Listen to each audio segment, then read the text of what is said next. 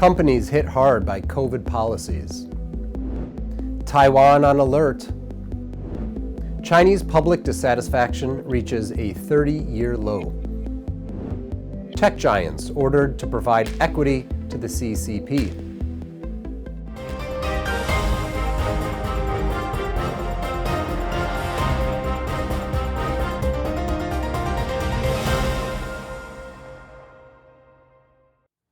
Hello and welcome to Sound of Hope News. I'm Liam O'Neill and today is May 4th. China's zero-tolerance policy towards COVID has impacted all industries in China, affecting global supply chains. Auto factories, including Tesla, Toyota, and Volkswagen, halted operations in China's lockdown areas. Tesla may have been hit the hardest. Its stocks recently plunged 13.4%. Weeks of restaurant restrictions have also hit the food industry.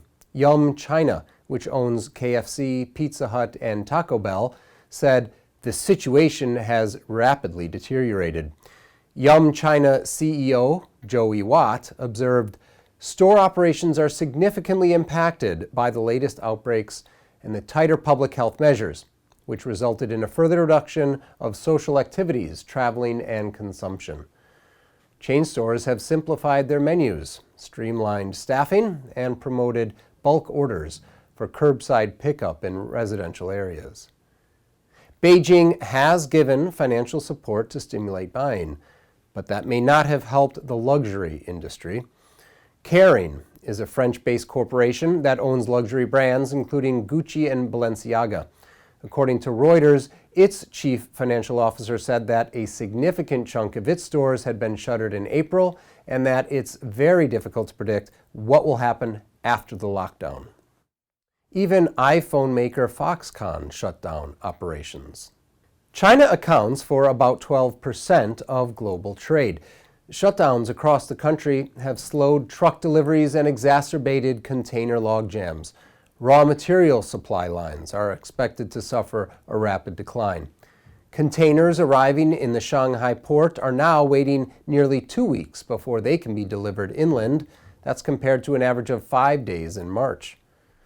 The retailer Bed Bath & Beyond said that an abnormally high level of inventory was in transit, unavailable, or held at ports through the early part of this quarter. Alcoa Corp, that's the aluminum giant, also blamed transport snarls for inventory troubles. The question's on everyone's mind: how long will it take trade lines to open up again? And if they will open up, will they be the same? A change in the developed world supply lines may be necessary.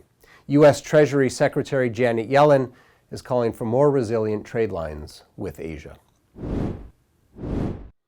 Taiwan's Ministry of Defense is on alert after the CCP's aircraft carrier was seen conducting exercises off of Taiwan's eastern coast on May 3rd. Japan's defense ministry confirmed the vessel's location. Both Taiwan and Japan have been following Chinese Navy vessels for several days now. According to Taiwan media, the Japanese government observed both the aircraft carrier and at least 2 destroyers 350 kilometers off of the Japanese coast on May 1st. According to a Japanese minister of defense, a small fleet of Chinese ships, including a helicopter carrier, crossed the Miyako Strait on May 2nd.